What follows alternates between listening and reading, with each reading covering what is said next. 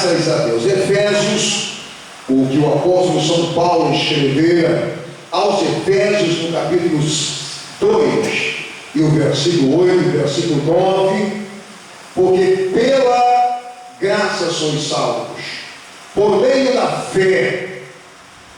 Isto não vem de vós, é dom de Deus, não vem pelas obras, para que ninguém se glorie. Para a gente completar o 10, porque somos feituras suas, criados em Cristo Jesus, para as boas obras, as quais Deus antes preparou para que andássemos nelas. Poderia sentar, por favor, em nome do Senhor Jesus, mediante a palavra de Deus lida nesta oportunidade. Nós queremos estar falando do amor de Deus, da palavra de Deus nesta oportunidade, num tema subjugado a um tema, três aspectos, pelo menos, da graça salvadora.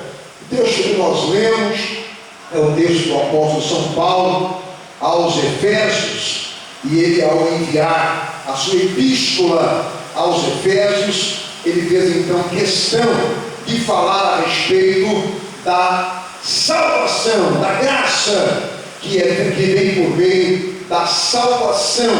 Então existem pelo menos três aspectos da graça salvadora. Primeiro, a própria graça salvadora, que é aliada à graça comum, a graça salvadora. Depois nós temos apropriado para nós a graça soberana, e nós temos também a graça eterna. Graça, nós sabemos que é um ato sobrenatural de Deus. Graça, ato sobrenatural de Deus. O que é graça? É um favor. Só Deus pode fazer por nós. Nós não temos capacidade para alcançar, não temos méritos para alcançar essa graça. É por isso que Ele estabeleceu as eras, não é? Em toda a raça humana, desde que fizera Adão, Deus estabeleceu os planos, as eras, para que o homem pudesse habitar. Nós tivemos a época antediluviana, que foi a época de Adão até Noé. Depois nós tivemos o pós-dilúvio, a era pós-diluviana.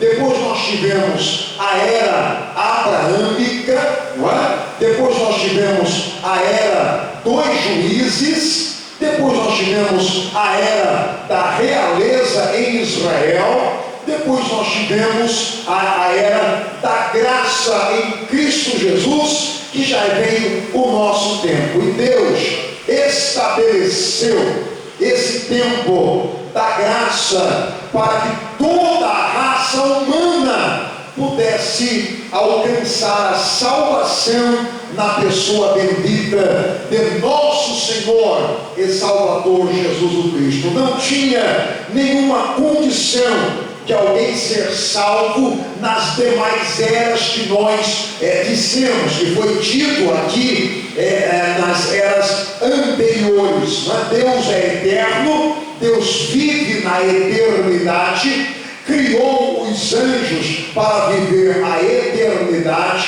criou também o ser humano para viver na eternidade, mas tanto alguns anjos quanto o ser humano caíram da graça, perderam esta propriedade de viver a eternidade, e então Deus estabeleceu um plano divino de salvação para que toda a raça humana pudesse ser salva. Diz o apóstolo São Paulo que sem a pessoa de Jesus Cristo, todos pecaram e foram destituídos da graça de Deus, da glória de Deus, da presença de Deus, do plano de Deus. Todos pecaram. Então Deus estabeleceu um meio para trazer a raça humana novamente para si. Não é o mérito da raça humana, é o mérito do próprio Deus.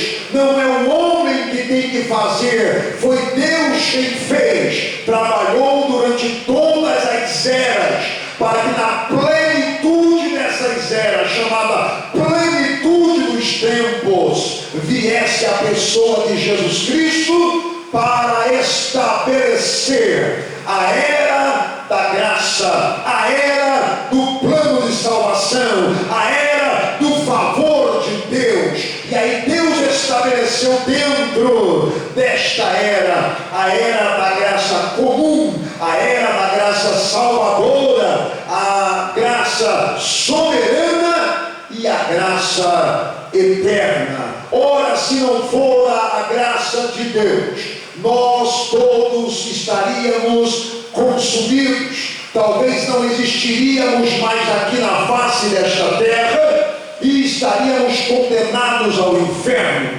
Mas glória e a bendita graça de nosso Senhor e Salvador Jesus Cristo, que nos dá condições para nós desviarmos o nosso caminho e ao invés de descer, a gente subir, ao invés de ir para o inferno, a gente ir para o céu. Não é mérito humano, não é mérito da raça humana, é mérito de Deus. É Deus quem estabeleceu o meio legal do ser humano ser salvo.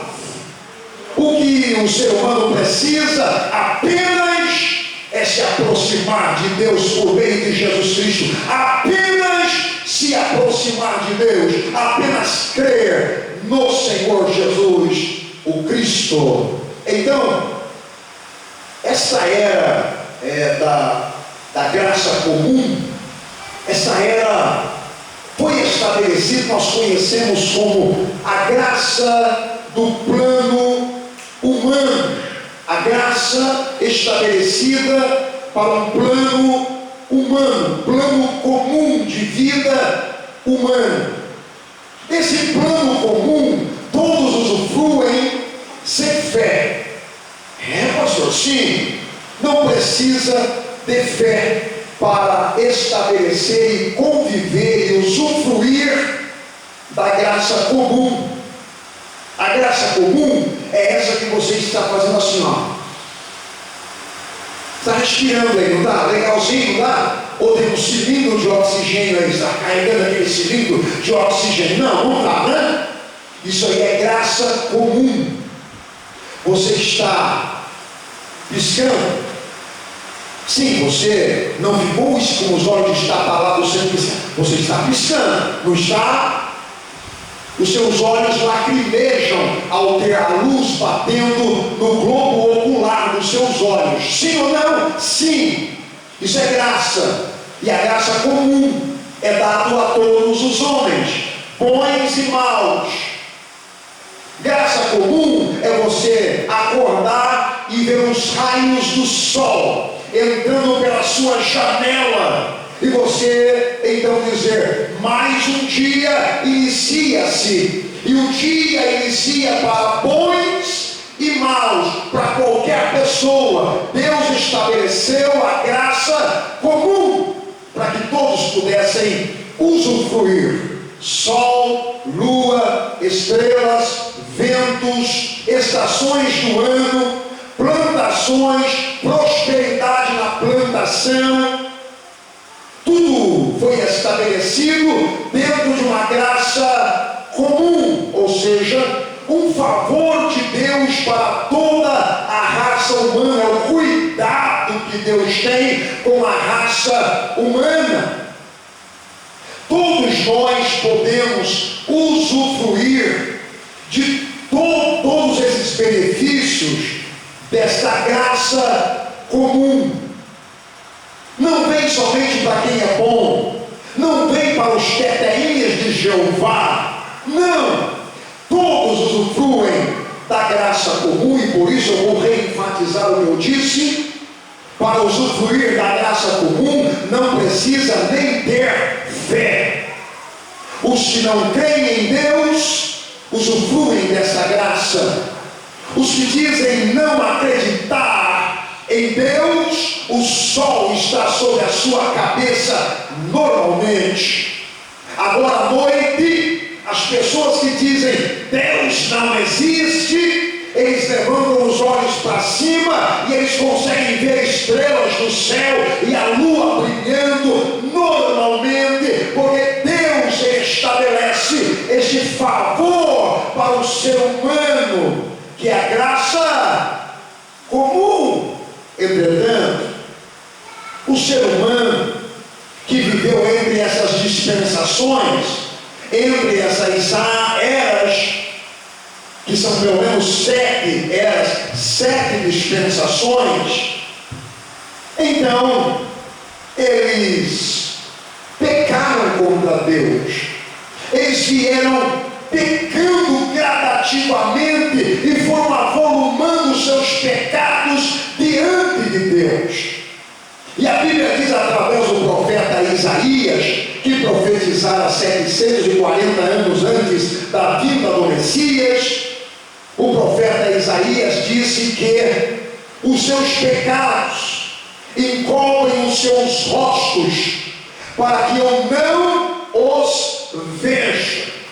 Mas o mesmo que disse isso, disse que se os seus pecados forem vermelhos, como a escarlate, tornar-se-ão mais brancos do que a branca lã. Por quê? Porque a graça inaudita do Deus Todo-Poderoso vem sobre aqueles que temem o Senhor nosso Deus e se arrependem dos seus pecados. Deus é Deus que perdoa pecados. Pastor, por que Deus não perdoou os anjos? Por que então Deus não perdoou Lúcifer, o querubim ungido? Com uma situação simples. Eles não foram criados segundo a imagem e semelhança de Deus. Eles foram criados dentro da área angelical. Eles não tinham que cair, muito embora com livre-arbítrio, mas eles não tinham que cair, porque eles foram criados para não caírem. Entretanto, caíram. E Deus então os condenou eternamente. Para eles não tem solução, não há perdão. Para o diabo e os demônios e os anjos caídos, não há perdão. Mas e o ser humano? O ser humano é a máxima coroa da criação. Tudo de mais belo, mais complexo que Deus criara está no ser humano. O ser humano é a mais bela criação de Deus. Por isso ele estabeleceu isso que nós estamos chamando de graça, de favor. É um favor que nós não merecemos, não é meritório para ninguém. Ninguém merece o perdão de Deus. Ninguém merece que Deus recomece com a gente. Ninguém merece que Deus nos leva para o céu sendo nós pecadores. Não, nós não merecemos.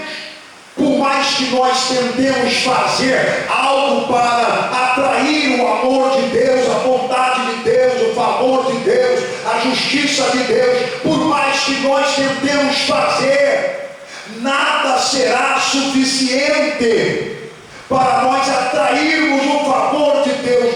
Nada. E Deus, sabendo disso, Ele toma uma atitude de vir ao encontro do homem através da pessoa de Jesus Cristo. Ele enviou Jesus ao mundo para que o mundo pudesse ser salvo por Ele. E isso nós estamos aqui estabelecendo e chamando de graça. Primeiro, Deus estabelece graça natural, a graça que nós podemos usufruir sem mesmo estar utilizando de fé, chamada graça comum. Mas agora tem uma outra graça, e essa outra graça nós precisamos utilizar fé. Jesus veio, morreu, ressuscitou, e agora ele deixou escrito, ele deixou dito e foi escrito pelos seus discípulos que escreveram o Velho Testamento. Então, aliás,